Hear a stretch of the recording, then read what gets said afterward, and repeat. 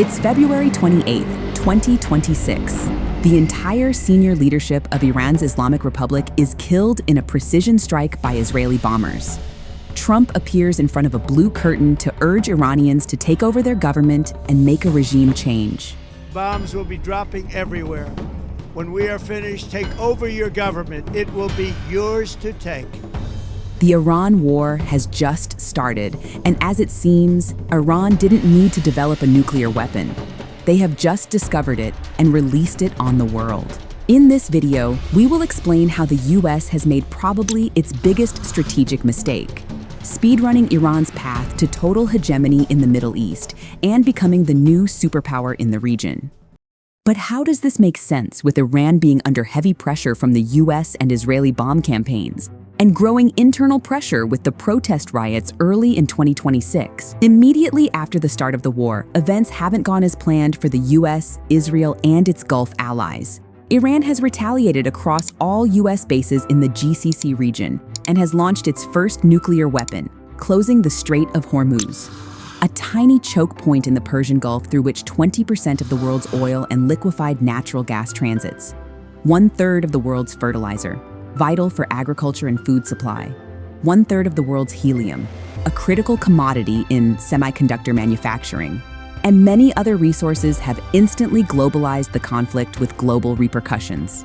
In an even bigger frustration for the US, there are no signs of regime change, a big insurgency movement to support, or a clear way to secure vital shipping without putting troops on the ground in a never-ending escalation trap. The frustration is visible with every social media post from Donald Trump. Since hostilities started, the US claimed it achieved its main objectives, that it won the war, that negotiation is happening, that the US does not need any Middle Eastern oil, and that the NATO allies and other countries should secure the strait, with the US president even pursuing threats of total war and civilizational erasure with daily barrages of tweets.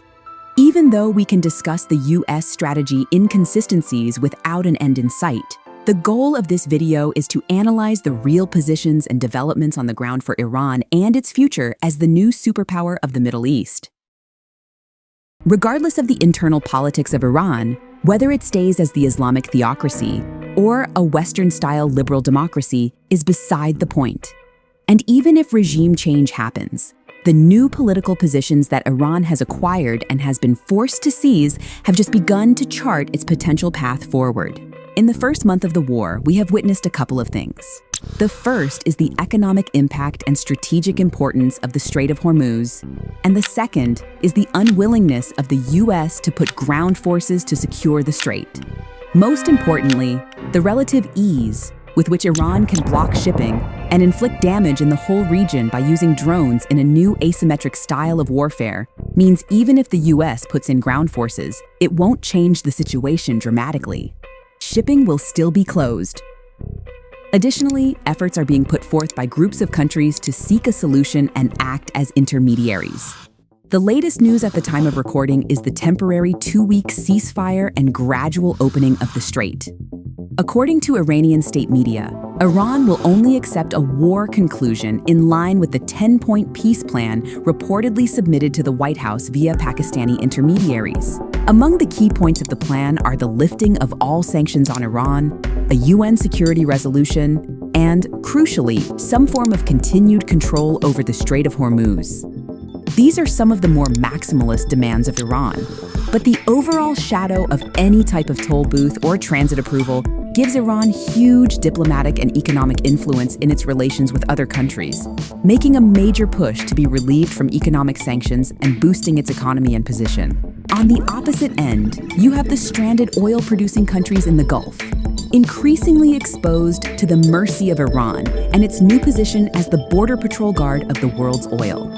With strong domestic pressure for more isolationist US policies, the GCC region is left to navigate the new realities and Iran's increased sphere of influence. Furthermore, the second goal after regime change, which can take the form of balkanization, a civil war, or a weak Iran in the region, is also not going according to plan.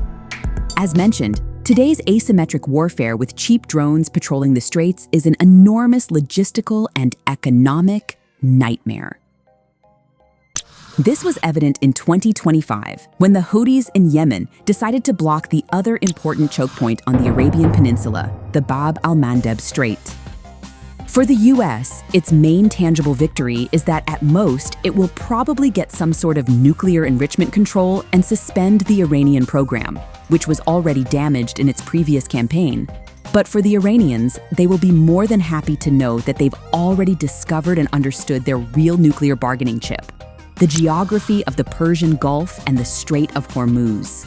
And finally, the objective of a weak regional Iran seems to be backfiring fast against Israel, with an ever-growing populist movement in the US to revise this unchecked alliance and support that could put Israel in a difficult position without its biggest ally. So it seems the course has been set.